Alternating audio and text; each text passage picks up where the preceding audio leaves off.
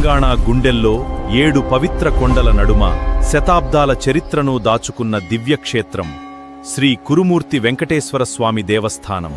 7 పవిత్ర కొండల మధ్య ప్రకృతి ఒడిలో వెలసిన ఈ దివ్యక్షేత్రం భక్తుల విశ్వాసానికి శాశ్వత చిహ్నంగా నేటికీ నిలిచి ఉంది. మహబూబ్నగర్ జిల్లాలో వెలసిన ఈ పవిత్ర ఆలయాన్ని భక్తులు ప్రేమతో పేదల తిరుపతి అని పిలుస్తారు. ఈ క్షేత్రంలో శ్రీ వెంకటేశ్వర స్వామి స్వయంభూగా వెలిశారని స్థల చరిత్ర తెలియజేస్తుంది.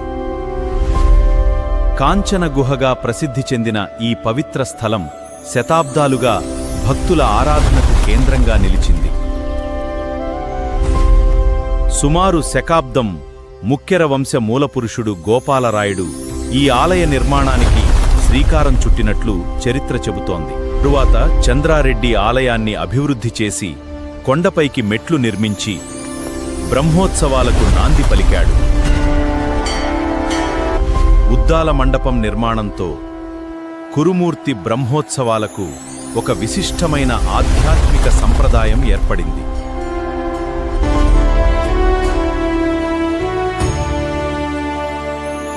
భక్తి, సంప్రదాయం, ఆధ్యాత్మిక వైభవానికి ప్రతీకగా నిలుస్తాయి.